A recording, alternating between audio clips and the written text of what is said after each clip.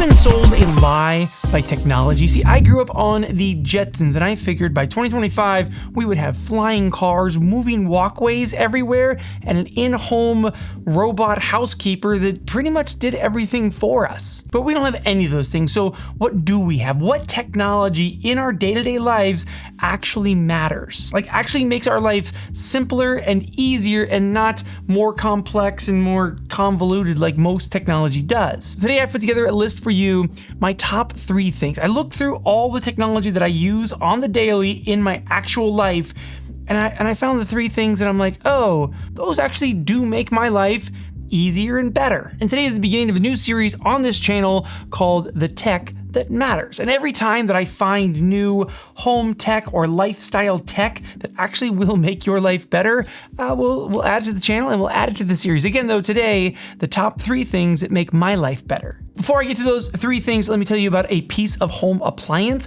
that has made my life better, and that is this guy, the Dreamy Z20 Stick Vac. Because technology in our home appliances actually does make a difference to how we live our life. And this Dreamy Z20 is actually quite impressive. I have a wife and 3 daughters, which means my house is filled with hair everywhere. And a big problem that I've had with other vacuums is they usually have like a multi-surface roller, which means they're decent on carpet and terrible on hardwood. But with the Dreamy Z20, I get 2 heads. The one that is a multi-surface, awesome on carpets, awesome on kind of when terrain is uneven, but then I get a dedicated hardwood roller that is amazing on the hardwood, which is like most of our house. And then in addition to those 2 big rollers, I get this mini motorized roller, which is awesome for the couch because again, 3 little girls, crumbs everywhere. And with the Z20, I have 250 air watts of suction and a 145,000 RPM motor. This thing is wildly powerful. It has an auto mode that I'm mostly in. I just kind of vacuum the house, and as it needs more suction, it will give me more suction. But then it has a turbo mode on there that is like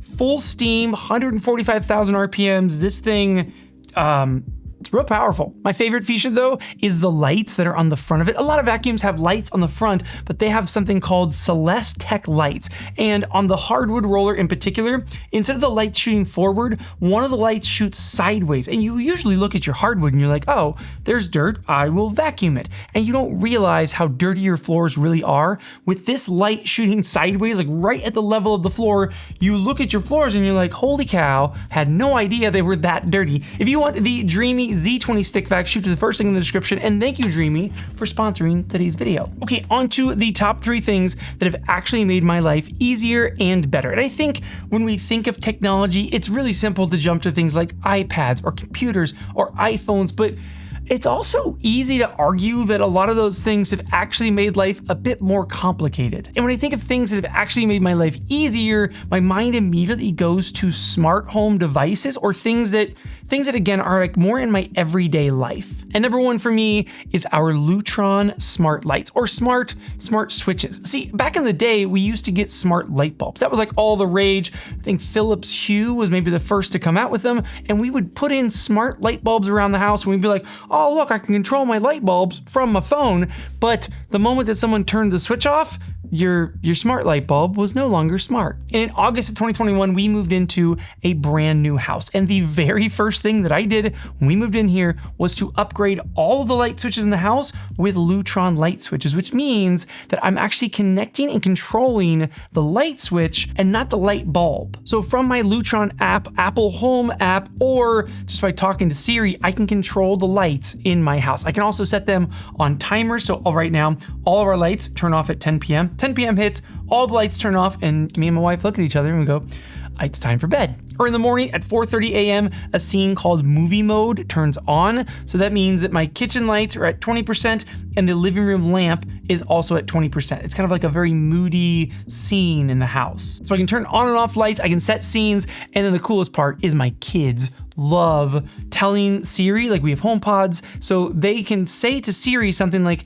abracadabra, and all the lights in the entire house kick on. They can say, hey Siri, good night, and all the lights turn off. It's It's one of the cooler things like in my smart home that I tell people about. I go, oh, I can control every light in my house just by talking to Siri or the app on my phone. Technology that's actually made my life better. Now, the big downside with Lutron is each of those light switches is between $50 and $70 per switch. So every switch in your house, if you swap that out, it's a decent investment. Okay, number 2 in my home, things that actually change my life, make it better, is my Sonos smart sound system. And Sonos speakers are unique because they work over Wi-Fi. That means that yes, most of my Sonos speakers are plugged into the wall, but they can be anywhere in my house and be on that Wi-Fi system, and then I can control them individually or as a group, like something in our smart home theater. That was the first thing that I picked up when I turned 40. I was like, I'm gonna invest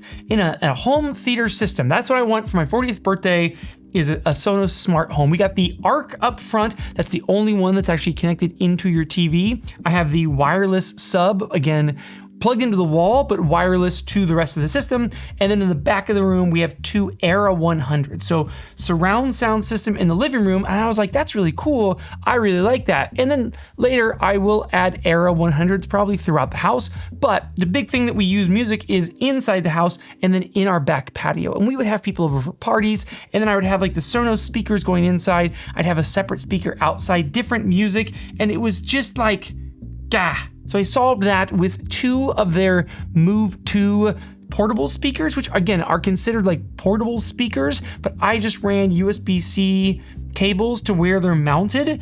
So they're always plugged in, they're always fully charged, they're always technically wired. But now the patio, those 2 speakers are their own group, or I can hook them into the other speakers that are inside so that if we're having a party, whether you walk inside or you walk outside, all the same music is playing everywhere that you are. And because they're Move 2 portable speakers, if we go somewhere, I can unplug them both and take 1 or 2 with me because the mounts that they're on, like it's like a hook system, and they're just kind of sitting on the back of that Move 2, like in that handle bit.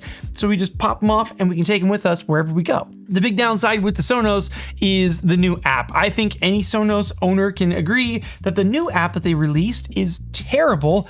It is getting better slowly, but it's been a rough ride. They released a new app with like supposedly a lot more features, and legit for the first couple months, my system, it worked like half the time. Again, it's a whole lot better now, but it was rough going there for a bit. Okay, number 3 for us. And this one's big, and it was like way down on my list, and then I realized, oh, we eat meals multiple times per day, and the technology that helps us eat those meals is an Anova sous vide. And sous vide devices have been in like high-end restaurants for many, many years, but just recently, maybe 5-10 years ago, they really came to like the home market in the form of these Anova, or what's the other big brand? A couple of big brands. It's a stick that either goes like on the side of a pasta pot or into one of their actual tubs. And here's the concept. If you've never heard of sous vide and you're like, you cook your food in water, here's why we do it, and again, why high-end restaurants do it. Normally when you cook steak, you would take like a beautiful piece of steak and you would put it onto a grill that's at 400 degrees or a pan at 400 degrees.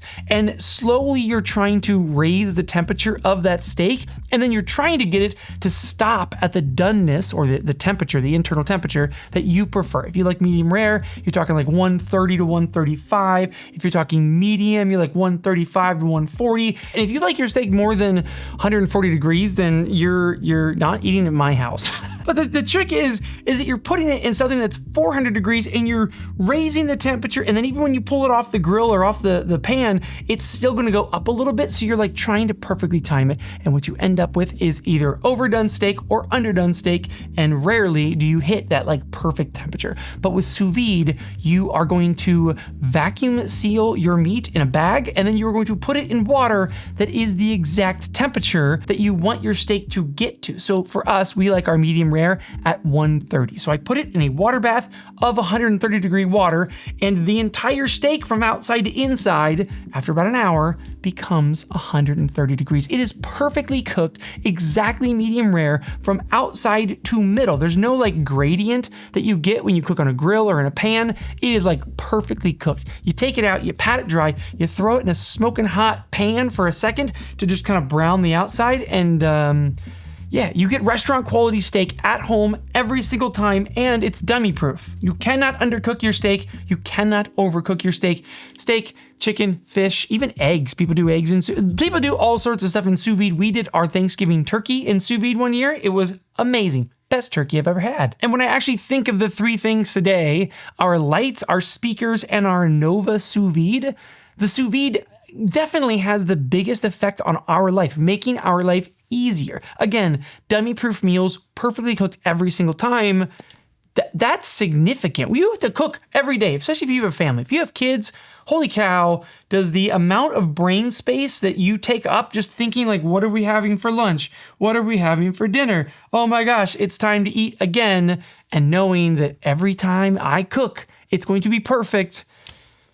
That's a big one for me, but I want to hear from you. What are some of the ways in your life, some of the things in your life that have actually made it better? Not more complicated like most technology does, but have actually made your everyday life better. And maybe I'll try some out. You guys make me a list down below and I will start testing things out and see if they make my life better. And if they do, I'll make a video about it. And all the while, I'll be wondering where the crap is my flying car. Actually, robot housekeeper would be way more, like a flying car, that's kind of a cool idea, but the robot housekeeper, as long as she wasn't as sassy, what was her name, Judy in the Jetsons? I think it was Judy. Maybe the mom's name was Judy. Whatever that robot's name was, she was a sassy girl.